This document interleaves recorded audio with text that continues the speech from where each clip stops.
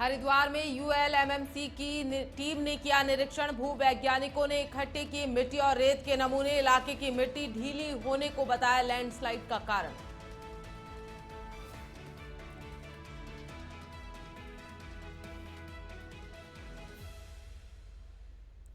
टिहरी गढ़वाल पहुंचे वन एवं तकनीकी शिक्षा मंत्री सुबोध उनियाल। आपदा प्रभावित क्षेत्रों का किया मौका मुआयना। पीड़ितों को हर संभव मदद का दिया आश्वासन।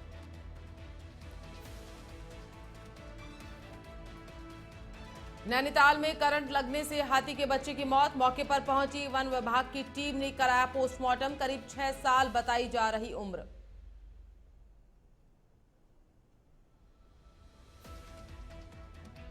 देहरादून में भारी बारिश का दौर शुरू। मौसम विभाग ने कई जिलों में जारी किया अलर्ट। भूस्खलन और जलभराव जैसी समस्याओं की भी जताई आशंका।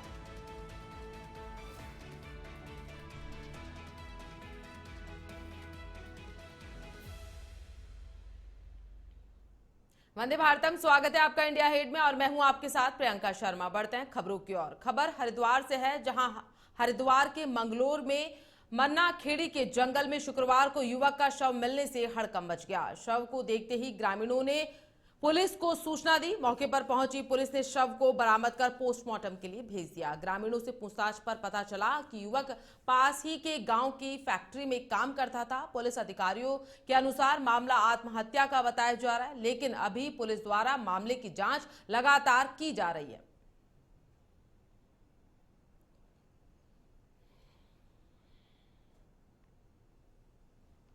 सूचना के अनुसार पुलिस ने जो वहाँ रिस्पॉन्स किया तो एक व्यक्ति जो करीब 30 साल के आसपास की उम्र उसकी बताई जा रही है, फैक्ट्री में काम करता था। रात को घर पे आया, किसी चीज़ को लेकर विवाद हुआ तो सुबह उसकी बॉडी लटकी हुई मिली है। प्रथम दृष्टया मामला सुसाइड का प्रतीत होता है। बाकी पुलिस पूरे तथ्य पे पड़ताल करेगी, क्या कारण थे, कैसे थे, उसके हिसाब से हम आगे लीगल कार्रवाई करें।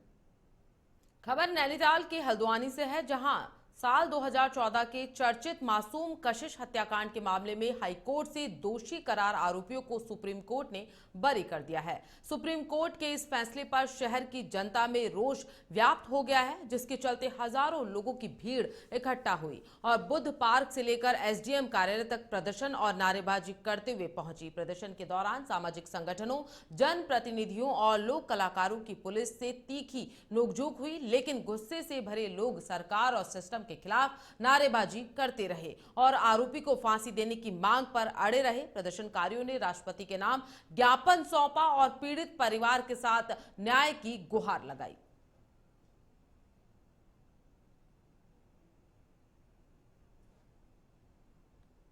जो उसमें की पैसों की पावर थी, किसी रिलीजन की पावर थी, क्या पावर थी?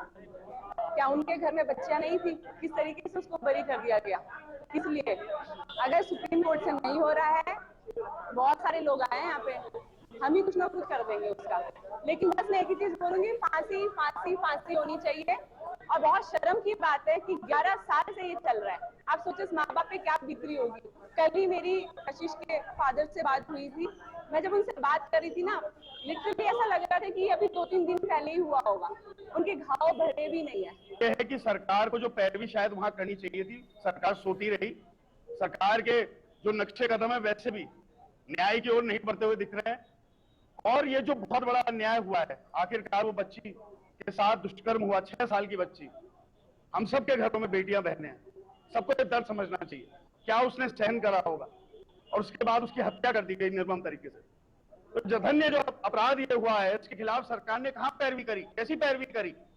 राज्य सरकार से बहुत बड़ा प्रश्न है और अवश्य हमारी मांग है कि चलिए आप कब नहीं कर पाए, लेकिन अब सबसे बड़े आपके जो वकील हैं उनको ले जाकर हमारी बेटी कशिश को न्याय दिलाइए। खबर नैनीताल के रामनगर से है, जहां तराई पश्चिमी वन प्रभाग के उत्तरी जसपुर रेंज में एक हाथी के बच्चे की करंट लगने से दर्दनाक मौत हो गई। मृत नर हाथी की उम्र लगभग 6 साल बताई जा रही है। सुबह गश्त के दौरान वन कर्मियों ने हाथी के बच्चे को मृत अवस्था में देखा, जिसके बाद विभाग में हड़कंप मच गया। विभाग के अधिकारी वहां मौके पर पहुंचे और हाथी के शव को कब्जे में लिए, जिसके बाद शव का पोस्टमार्टम हुआ, जिसमें करंट से मौत की पुष्टि की गई है। खेतों में बिजली के तार नीचे झूलने, अवैध करंट प्रवाह से मौत की संभावना जताई जा रही है।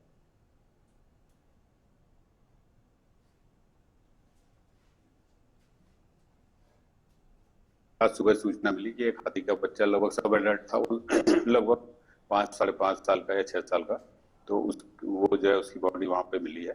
तो उसका ला करके उसका पोस्टमार्टम कराया जा रहा है। पोस्टमार्टम के बाद ही एक्चुअल जो उसकी कॉज ऑफ डेथ है तब इससे पता चल सकेगा, लेकिन प्रथम दृष्टया लग रहा है कि शायद ये संभवतः किसी तार और से लगकर करंट लगा है उसको, लेकिन जो इसलिए रिपोर्ट पोस्टमार्टम रिपोर्ट के बाद ही पता चलेगा।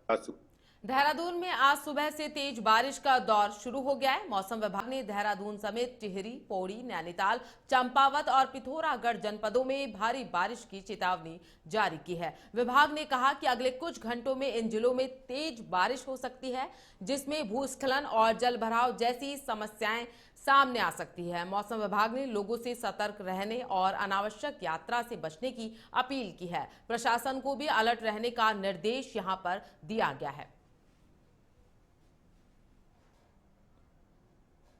तो राजधानी में भारी बारिश का दौर जारी है। मौसम विभाग ने कई जिलों में जारी किया है तेज बारिश का अलर्ट, यहां पर जारी किया गया है। भूस्खलन और जलभराव जैसी समस्याओं की आशंका यहां पर जताई जा रही है। तो इसी के साथ पर्यटकों से अपील की जा रही है कि इस क्षेत्र में ना आया जाए। इसी के साथ विभाग ने कहा कि अगले कुछ घंटों में इन जिलों में तेज बारिश की संभावना यहां पर जताई गई है। इसी के साथ मौसम विभाग ने देहरादून समेत टिहरी, पौड़ी, नैनीताल, चंपावत और पिथौरागढ़ जनपदों में भारी बारिश की चेतावनी जारी की हुई है। विभाग ने कहा कि अगले कुछ घंटों में इन जिलों में तेज बारिश हो सकती है, जिसमें भूस्खलन और जलभराव जैसी समस्याएं पैदा हो सकती हैं। मौसम विभाग ने लोगों से सतर्क रहने के लिए यहां पर अपील की है।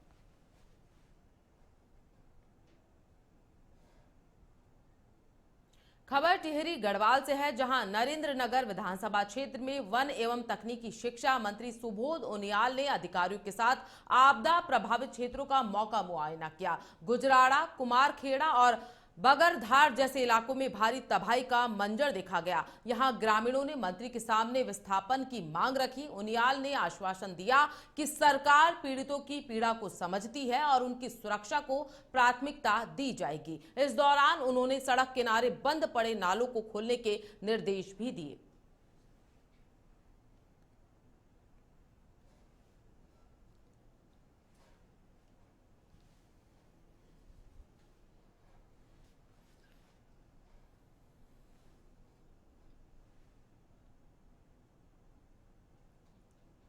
पूरे समय आपका किसी समस्या का निशान ढूंढा है बारिश से क्या पैदानी क्षेत्र में देहरादून का आपने देखा 25-26 लोग देहरादून में चले गए और इसके अलावा धराली, थराली, मुंशियारी, पौड़ी, आज चमोली में भी और छिटपुट घटनाएं हर जगह हुई है। तो इसी तरह इस क्षेत्र नरेंद्र में भी गुजराड़ा में भारी नुकसान हुआ और कल पूरे अधिकारियों के साथ मैंने भ्रमण किया था, तो वहां पर ज्यादा कुछ लोगों का ये कहना है कि विस्थापित हो जाए, कि काफी उनका नुकसान भी हुआ है। तो मैंने निर्देश दिए हैं कि उसका जियोलॉजिकल सर्वे करा दिया जाए और सर्वे के बाद अगर रिपोर्ट ये आती है कि रहने लायक जगह नहीं है तो निश्चित रूप से उन्हें विस्थापित किया जाएगा। इसी तरह नरेंद्र में भी आज पूरे अधिकारियों के साथ टीम के साथ जो भ्रमण करने के बाद जहाँ पर रहने लायक स्थिति नहीं होगी उन लोगों को निश्चित रूप से आपदा की हमारी जो पॉलिसी है उसके तहत उन्हें जमीन आवंटन की जाएगी ताकि वो दूसरी जगह रहकर अपना।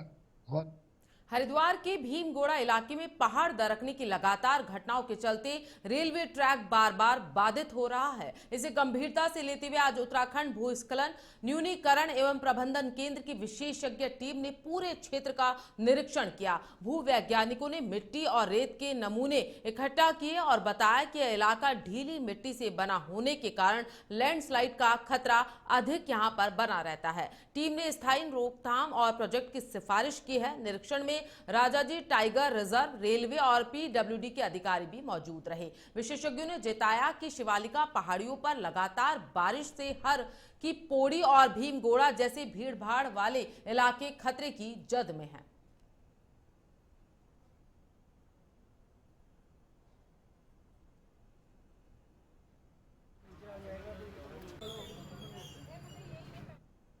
एक दो दिन पहले थोड़ा सा एक पैच जो था लैंडस्लाइड हुई है वहाँ पर, तो उसके निरीक्षण के लिए हमें बुलाया। तो हम होल एरिया ही हम देख रहे हैं कि कहाँ पर क्या क्या प्रॉब्लम है। तो यहाँ जो मेजर प्रॉब्लम है वो प्योर जियोलॉजिकल प्रॉब्लम है। यहाँ की जो रॉक है वो वीक है।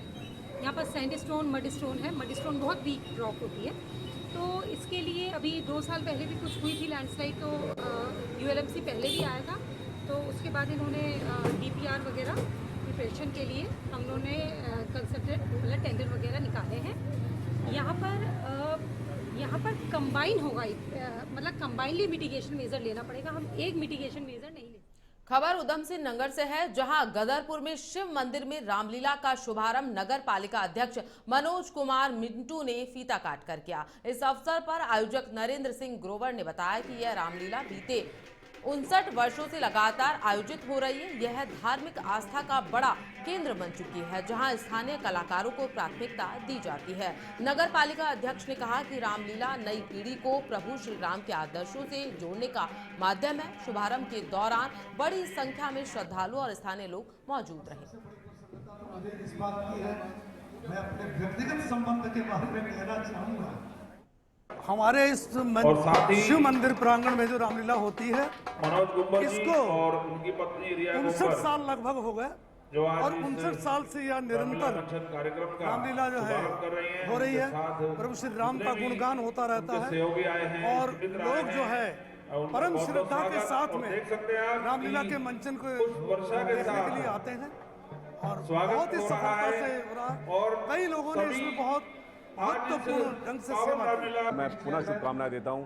भगवान राम जी के जीवन से हमें बहुत कुछ सीखने को मिलता है, क्योंकि भगवान राम जी जो है हमारे आराध्य हैं। उन्हीं के आशीर्वाद से ही आज मैं भी इस गदरपुर नगर पालिका का मैं प्रथम नागरिक बना हूं और इस रामलीला कमेटी से मैं बचपन से जुड़ा हुआ हूं, क्योंकि मेरा घर भी इसी वार्ड में, मेरी जो जन्मभूमि है वो यही वार्ड है, यही मेरे दादाजी का यहाँ पे आवास है। और मुझे आज बड़ी खुशी हो रही है कि जिस वार्ड में मैं पैदा हुआ, आज मुझे उसी वार्ड में जो इतनी पौराणिक रामलीला है, कम से कम मुझे लगता है कि 60 साल हो गए होंगे इस रामलीला को होते हुए। उस रामलीला में मुझे आज उद्घाटन। खबर हरिद्वार से है, जहां हरिद्वार में रुड़की के पिरान कलियर दरगाह साबिर पार्क में लंगर रसीदों के घोटाले का मामला थमने का नाम नहीं ले रहा। इसी बीच एक वीडियो वायरल होने से प्रबंधन की कार्यप्रणाली पर गंभीर सवाल खड़े हो गए हैं। दरअसल कुछ दिनों पहले दरगाह के 2 कर्मचारियों पर लंगर रसीदों में गड़बड़ी के आरोप लगे थे। लेखाकार की शिकायत पर दरगाह प्रबंधक ने दोनों कर्मचारियों को कारण बताओ नोटिस जारी किया था, लेकिन अब सोशल मीडिया पर एक वीडियो तेजी से वायरल हो रहा है, जिसमें आरोपित कर्मचारी दरगाह प्रबंधक रजिया बेगम को पैसे देते नजर आ रहे हैं। यही नहीं, वीडियो में आरोपी कर्मचारी प्रबंधक के साथ दरगाह में हाजिरी लगाते हुए चादर पोशी करते हुए भी दिखाई दे रही है। दरअसल प्रबंधक और आरोपित कर्मचारी के इस नजदीकी को लेकर अब सवाल खड़े हो रहे हैं। इधर ज्वाइंट मजिस्ट्रेट दीपक रामचंद्र सेठ ने कहा कि उन्हें मामले की जानकारी मिली है और वह दरगाह प्रबंधन से बातचीत कर जांच के बाद आवश्यक कार्रवाई करेंगे।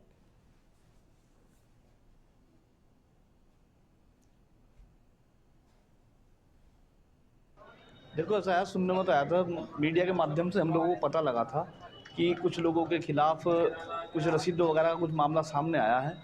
उसमें दरगाह प्रबंधन की सिर्फ और सिर्फ यहाँ से आज तक जब से दरगाह प्रबंधक यहाँ पर आई है, उस दिन से इनका जो मामला रहा है सिर्फ और सिर्फ विवादों के अलावा और कुछ नहीं रहा है। ना ही इन लोगों ने ज़मीन पर कुछ किया है, सिर्फ और सिर्फ विवादों के अलावा। नहीं, देखो, उनको पहले ही मैंने उधर हटा के स्पष्टता पूछा था।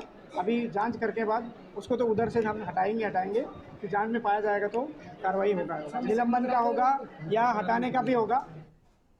उधम सिंह नगर के खटीमा क्षेत्र में आबकारी विभाग की टीम ने अवैध शराब के खिलाफ बड़ी कार्रवाई की है। आबकारी आयुक्त देहरादून के आदेश पर रघुलिया गांव और बनगवा जंगल में छापेमारी की गई है। इस दौरान 310 लीटर कच्ची शराब बरामद की गई है। 2 भट्टियां और करीब 5000 किलो लहन नष्ट यहां पर किया गया है। मौके से एक आरोपी फरार हो गया, जिसकी मोटरसाइकिल से 40 लीटर कच्ची शराब सीज की गई है। वहीं दूसरे आरोपी को 20 लीटर शराब के साथ गिरफ्तार कर आबकारी अधिनियम की धारा 60 के तहत मुकदमा दर्ज कर लिया गया है। फिलहाल मामले की जांच पड़ताल जारी है।